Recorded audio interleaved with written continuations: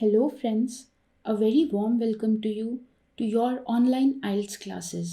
आज हम बात करेंगे कि हम अपने लिसनिंग टेस्ट में अपने मैप्स के क्वेश्चंस को कैसे सॉल्व कर सकते हैं to at least 98% of accuracy. Maps के क्वेश्चंस काफ़ी डिफ़िकल्ट हो सकते हैं अगर हमने उन्हें बिफोर हैंड प्रैक्टिस नहीं किया है. तो इस वीडियो में मैं आपको बताऊंगी कि आप कौन कौन सी ट्रिक्स को यूज़ करके अपने मैप्स के क्वेश्चंस को सॉल्व कर सकते हैं और कैसे बिफोर हैंड आप अपने आप को पूरे कॉन्सेप्ट के साथ फेमिलियराइज कर सकते हैं. So let's begin.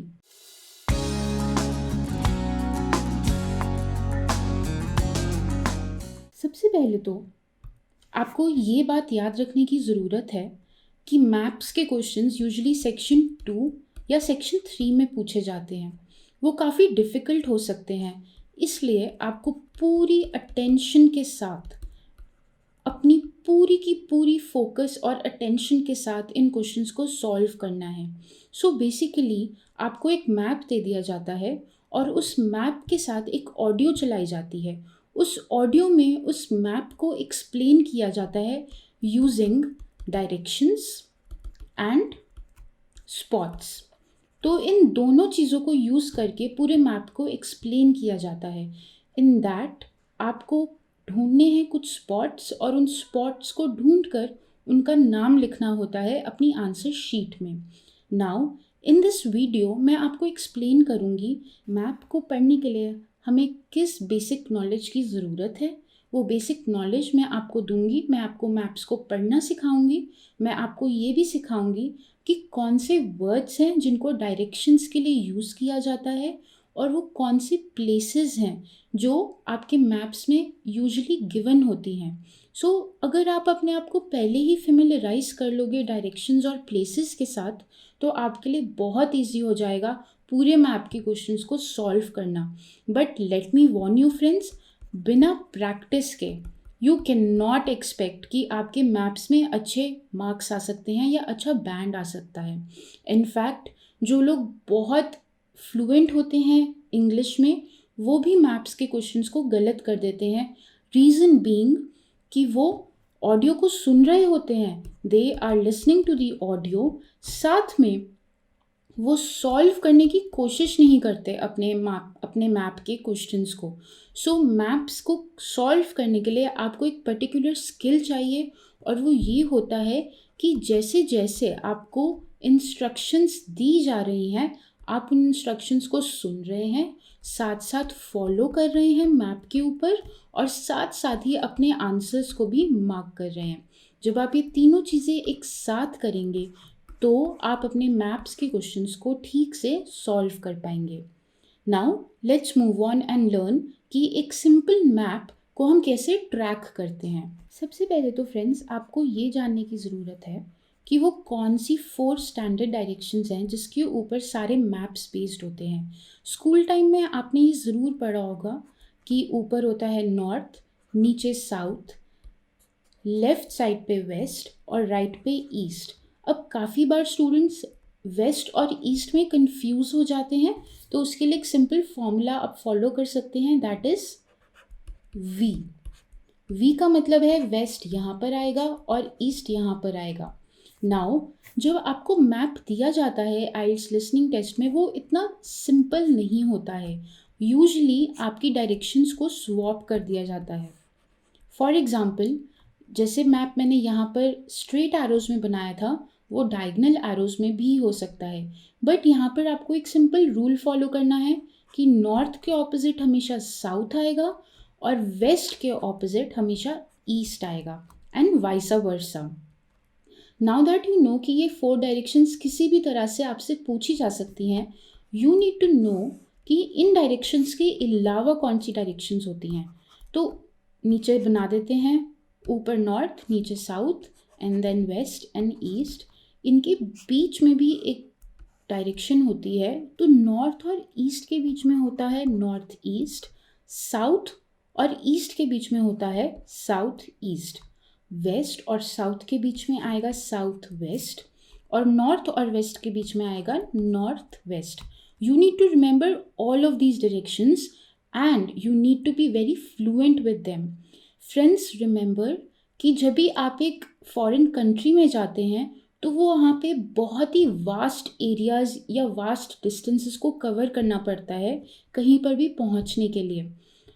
और उन जगहों पे पहुँचने के लिए आपको ज़रूरत पड़ती है डायरेक्शंस को फॉलो करने की। दैट इज़ वाई डायरेक्शंस का टेस्ट आइल्स लिसनिंग में भी लिया जाता है, because this is something that every citizen and every resident of a country needs to know in order to conduct his life properly every day in that country. Now that we know कि कौन कौन सी maps में directions होती हैं, let me tell you कि आपको किस तरह के टाइप्स यानी कि किस तरह के टाइप्स ऑफ क्वेश्चंस पूछे जाते हैं मैप्स से रिलेटेड। तो यूजुअली फ्रेंड्स क्या होगा, आपके लिए सपोज एक घर का मैप दे दिया जाएगा, या फिर एक कंट्री का मैप दे दिया जाएगा, या फिर एक सिटी का मैप दे दिया जाएगा, इवन के आपको एक परेड ग्राउंड का मैप भी दिया जा सकता है।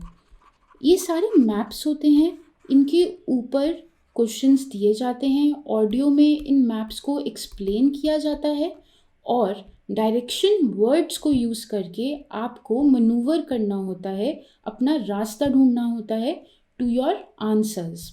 नाउ दैट वी नो कि हम मैप्स को कैसे रीड करते हैं और कैसे टाइप्स ऑफ क्वेश्चंस या टाइप्स ऑफ मैप्स हमें दिए जाते हैं, let's take a look at those words या दोज वोकैबुलरी जिनको यूज़ कर कर हमें मैप्स को एक्सप्लेन किया जाता है। If you do not know this vocabulary friends, you will not be able to solve your map questions. So let's take a look at these words.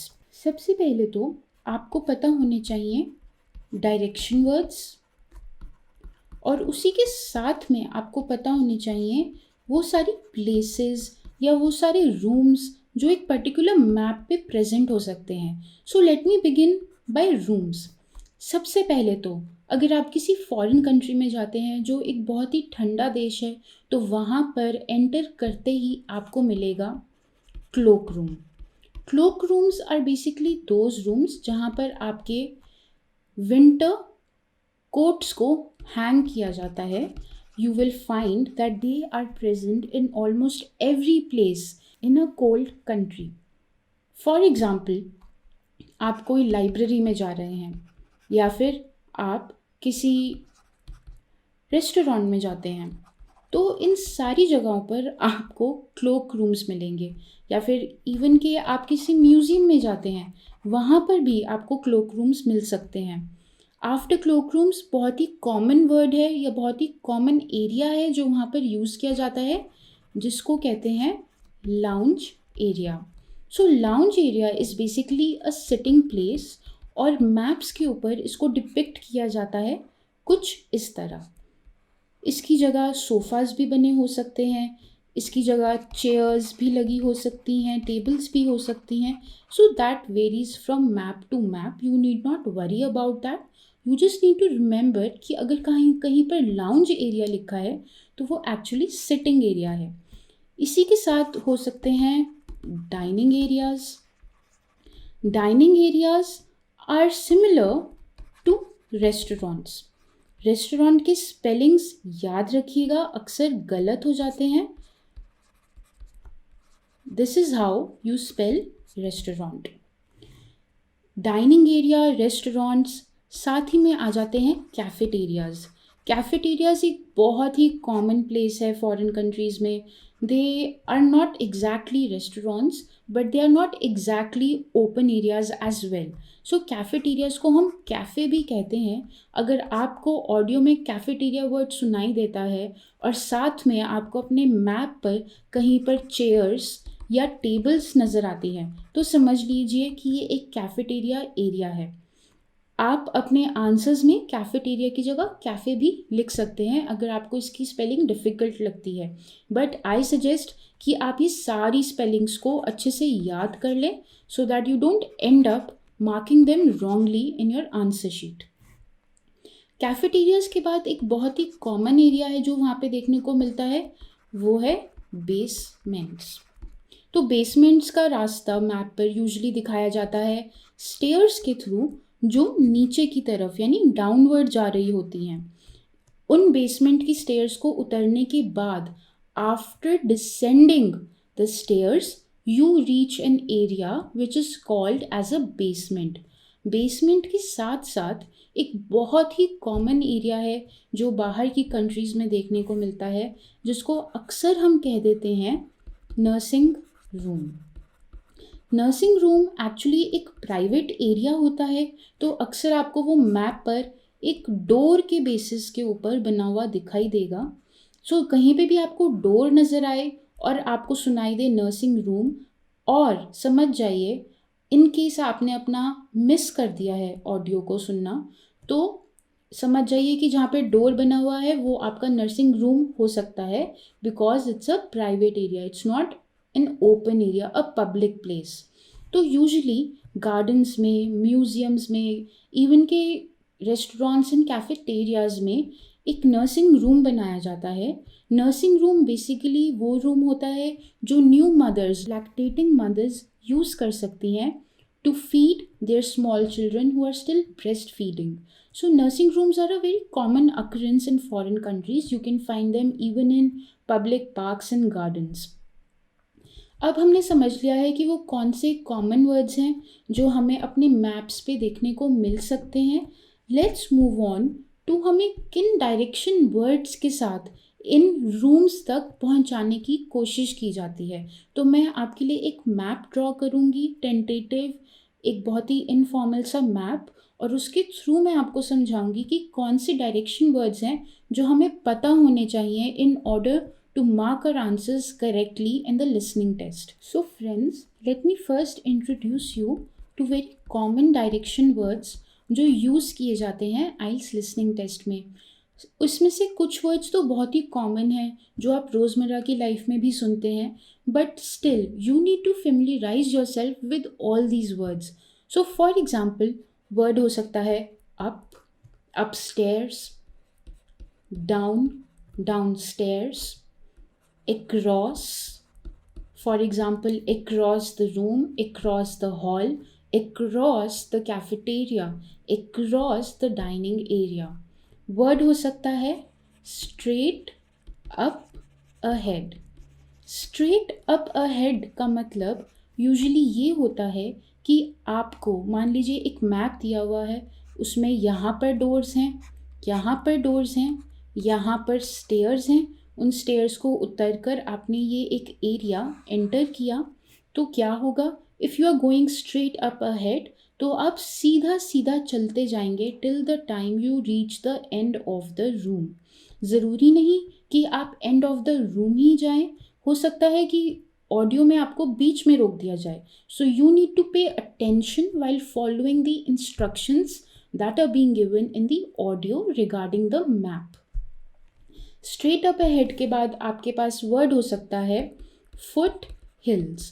तो foot hills actually तब use होता है जब map दिया हुआ है, मान लीजिए एक सिटी का, उस सिटी में कहीं पर हिल्स हैं, ठीक है, कहीं पर रोड है, कहीं पर रिवर है, तो इस केस में फुट हिल्स का मतलब हुआ वो सारा एरिया जो हिल्स के नीचे है। इस मैप में ये वाला एरिया देखिए, मैं आपके लिए ब्लू कलर से ड्रॉ कर रही हूँ, ये सारा एरिया फुट हिल्स का होगा। Now that we know what are foot hills, तो हमें ये भी पता होना चाहिए अप हिल्स क्या है।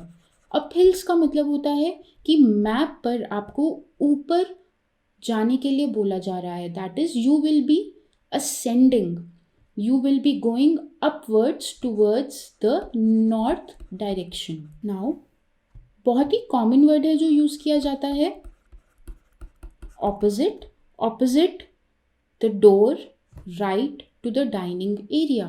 For example यहाँ पर एक डोर है, इसका opposite डोर हो गया exactly ये बहुत easy words हैं, so do not miss out on them. ये सारे words को समझना बहुत easy है. So if you follow these words in the audio, there is a high chance that you will get your answers correct. Opposite के साथ साथ एक बहुत ही common word है जो यूज़ किया जाता है across. Now across को समझना थोड़ा difficult है, but bear with me. जैसे कि मैंने आपको ये रूम की एग्जाम्पल दी थी।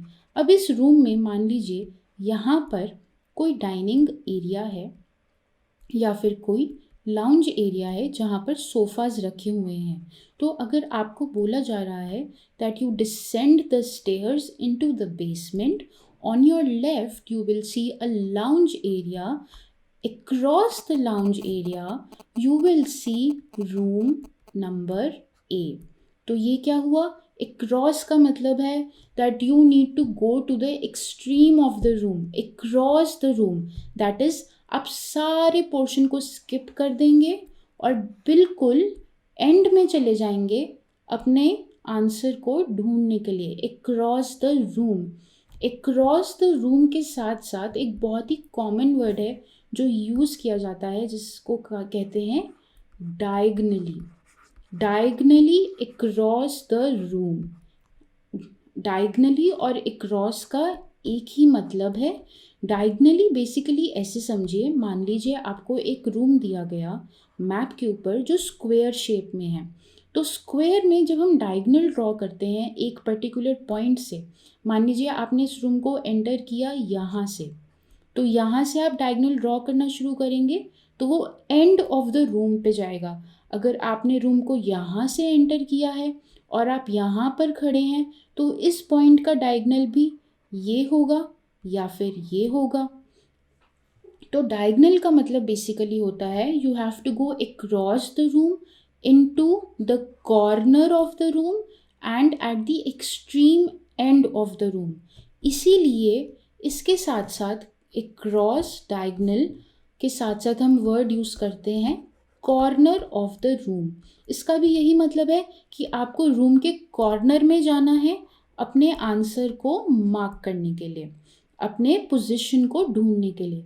नाउ रिमेंबर फ्रेंड्स, जब आपको एक मैप दिया जाता है तो अक्सर ऐसा हो सकता है that you are told in the audio that you take a straight towards the north, then you reach the northern point and you take a right, from right you take a left। अब आप यहाँ पर आ गए हैं तो आप यहाँ से लेफ्ट कैसे लेंगे?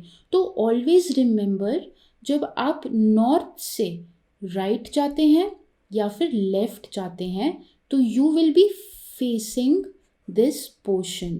इस पोर्शन को जो आप फेस कर रहे हैं इसके रिलेशन में अब आपने लेफ़्ट या राइट जाना है। तो मान लीजिए आपको कहा जाता है go straight up ahead towards north, take a right from point A, हमने राइट लिया, हम यहाँ पर आ गए, and then take a left from this position. इस पोजिशन से अगर आपने लेफ़्ट लेना है you will be going towards this side, not this side. यहाँ पे नहीं होगा लेफ़्ट, लेफ़्ट आपका यहाँ पर होगा। सो रिमेंबर, ये बहुत छोटी छोटी चीज़ें होती हैं जिसकी वजह से हम अपने आंसर्स को गलत मार्क कर देते हैं। नाउ दैट वी नो कि कौन कौन से वर्ड्स को यूज़ कर कर, कौन कौन सी प्लेसेस को मार्क कर कर पूरे मैप के क्वेश्चंस को बिल्ड किया जाता है, let me introduce you to some very common places जो आपको फॉरेन कंट्रीज़ में देखने को मिलती हैं, जो एड्रेसेस में भी यूज़ की जाती हैं। Friends, I need you to remember all these words because they will really help you to mark your answers correctly. For example, बाहर की कंट्रीज़ में वर्ड यूज़ किया जाता है avenue. Avenue is very similar to a venue. कोई भी जगह का नाम जो है वो एवेन्यू के बेसिस पे दिया जा सकता है। एवेन्यू के साथ साथ यूज़ होता है वर्ड लेन। लेन का मतलब है कोई भी सड़क या कोई रोड। लेन के साथ साथ जो मार्कर्स होते हैं या आइडेंटिफायर्स होते हैं किसी एड्रेस के, वो हो सकता है traffic lights, fountains, public squares. Squares का मतलब होता है कोई भी open area which might be surrounded by a market, it might be surrounded by traffic lights, or it might be surrounded by a hub of shops। ये सारी ही चीज़ें एक पब्लिक स्क्वायर के आसपास हो सकती हैं। यूजुअली एक स्क्वायर के बीच में एक फाउंटेन होता है या फिर कोई बहुत फेमस बिल्डिंग हो सकती है। बिल्डिंग के नाम पर एक बहुत ही कॉमन वर्ड है जो बाहर यूज़ किया जाता है, which is a castle। So remember, ये वर्ड काफ़ी बार आएगा आपकी ऑडियो में एंड यू मस्ट नो। हो सकता है आपको कासल का नाम भी पूछा जाए, but in that case usually आपको स्पेलिंग भी प्रोवाइड की जाती है। सो मेक श्योर कि आप बहुत ध्यान से स्पेलिंग को सुन रहे हैं। कासल के साथ साथ एक बहुत ही कॉमन वर्ड जो बाहर यूज होता है वो है बीच और बीचेस, जू, public market, shopping malls. All of these are identifiers in a map, so you need to be aware of them. एक मान लीजिए आपको एक सिटी का मैप दिया जा रहा है, तो इस सिटी के मैप में आपको रिवर्स भी बनाए हुए मिल सकते हैं, हिल्स भी मिल सकती हैं, फेमस बिल्डिंग्स भी मिल सकती हैं जैसे कि कोई कासल, आपको एक बीच भी मिल सकता है, आपको कोस्ट लाइन भी मिल सकती है। कोस्ट लाइन और बीच एक ही चीज़ है। इसके अलावा आपको एक मैप के ऊपर गार्डन्स भी दिए हो सकते हैं। नाउ आपको पता होना चाहिए कि गार्डन्स एक बहुत ही common place of entertainment and hanging out है फॉरेन कंट्रीज़ में। वहाँ के लोग गार्डन्स जाके हैंग आउट करना बहुत पसंद करते हैं। सो एक मैप के ऊपर always be on the look out for the name of gardens. Friends, ये तो हुआ वो सारी चीज़ें जो आपको पता होनी चाहिए अपने मैप के क्वेश्चंस को सॉल्व करने के लिए। इसके अलावा you need to practise a lot of tests in order to score well in your map questions. Remember friends, map questions are not easy. map के questions आपको fillers के form में और match the following के form में भी मिल सकते हैं, या फिर वो coded words भी हो सकते हैं। For example, A कौन सी position पर है, B की position पर कौन सी place है, C पर क्या है, D पर क्या है। So you need to be very attentive while attempting your question for maps. So friends, आज के लिए इतना ही। I will see you in the next video. So stay tuned to our channel.